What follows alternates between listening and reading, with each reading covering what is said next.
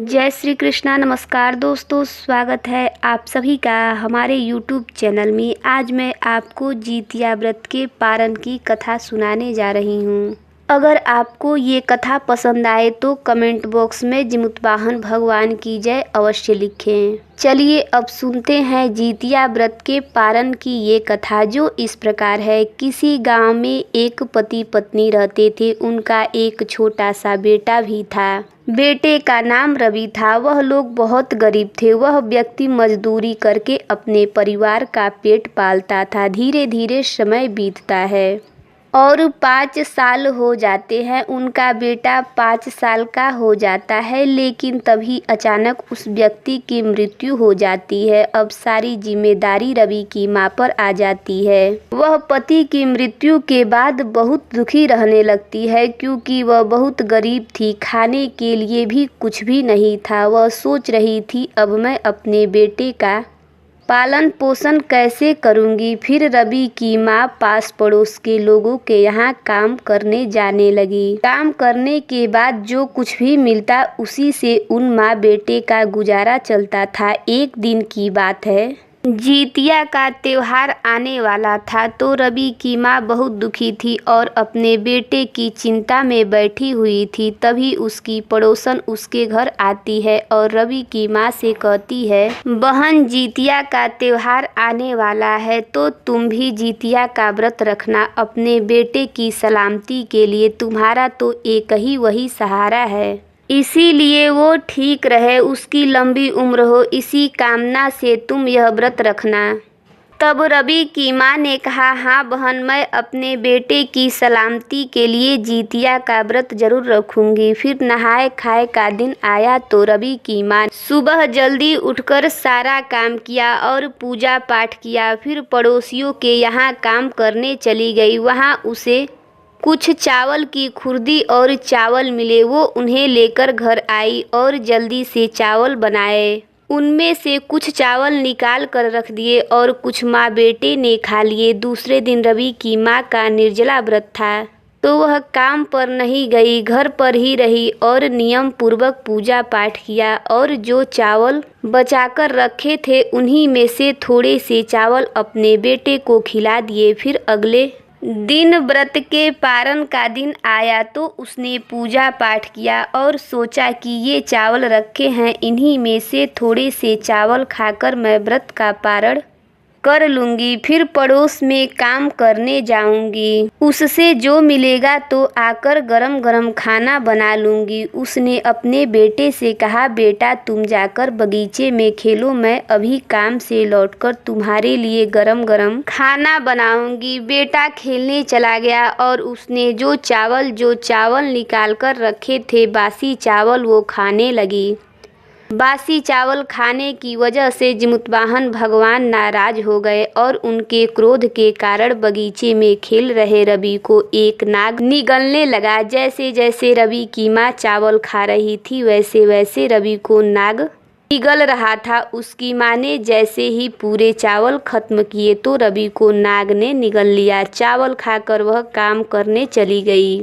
काम करके जो कुछ भी उसे मिला उसे लेकर अपने घर आई और उसने गरम गरम खाना तैयार किया। खाना बनाने के बाद वह अपने बेटे को बुलाने बगीचे में गई, लेकिन उसे वहां उसका बेटा नहीं मिला। उसने आसपास देखा, बहुत ढूंढा। फिर वह अपने पास पड़ोसियों से पूछने लगी कि आपने मेरा बेटा देखा है? तो पड़ोसियों ने कहा, नहीं, हमने तुम्हारा बेटा नहीं देखा।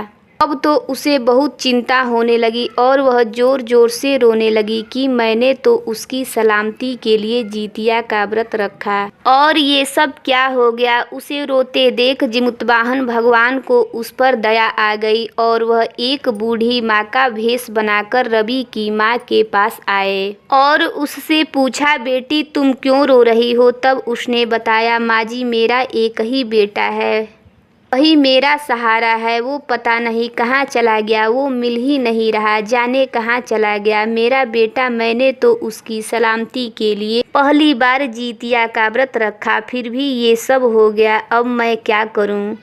तब बूढ़ी माँ ने पूछा, बेटी तुमने व्रत के पारण के समय क्या खाया था? तब उसने कहा, माँ जी मैंने तो बासी चावल खाए थे। तब बूढ़ी माँ ने कहा कि तुमने यही गलती कर दी। जितिया व्रत के पारण में कभी भी बासी खाना नहीं खाना चाहिए, गरम गरम खाना बनाकर खाना चाहिए, इसी कारण यह सब हुआ है। तब रवि की माँ ने कहा, माँ जी अब मैं क्या करूँ? हे जिमुतवाहन भगवान, मुझसे भूल हो गई, मुझे क्षमा कर दो, मेरा बेटा मुझे वापस कर दो। भगवान को उस पर दया आ गई और बूढ़ी माँ ने बताया कि तुम अगले साल जितिया का व्रत रखना, नियम पूर्वक पूजा पाठ करना और गरम गरम ताजे भोजन बनाकर ही व्रत का पारण करना। तुम्हें तुम्हारा पुत्र जरूर मिल जाएगा। अब राजू की माँ अगले जितिया व्रत का इंतजार करने लगी। धीरे धीरे समय बीतने लगा और 1 साल पूरा हो गया। फिर जितिया का व्रत आया तो रवि की माँ ने जितिया का व्रत रखा और नियम पूर्वक जितिया व्रत की पूजा पाठ किया और पारण के दिन गरम गरम भोजन बनाया और व्रत का पारण किया। जैसे जैसे वो गरम गरम भोजन खा रही थी वैसे वैसे नाग उसके बेटे को उगल रहा था। जब उसने पूरा भोजन खा लिया तो नाग ने उसके बेटे को उगल दिया। फिर खुद जिमुतवाहन भगवान उसके बेटे को उसके घर के बाहर छोड़ जाते हैं। फिर रवि अपनी माँ को आवाज़ लगाता है, माँ माँ कहाँ हो तुम? माँ जब आवाज़ सुनती है तो दौड़कर बाहर आती है और अपने बेटे को देखती है तो बहुत खुश होती है। फिर रवि अपनी माँ से पूछता है, माँ आप मुझे बगीचे से लेने क्यों नहीं आई?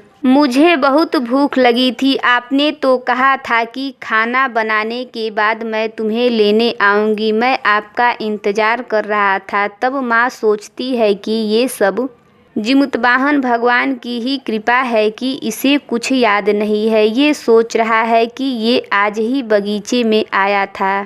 फिर रवि की माँ जिमुतवाहन भगवान को बहुत बहुत धन्यवाद देती है और पास पड़ोस में जाकर सभी से कहती है कि कोई भी जितिया व्रत के पारण के दिन बासी भोजन न करे, गरम गरम ताजे भोजन से ही व्रत का पारण करे और अपने बेटे के साथ खुशी खुशी रहने लगती है।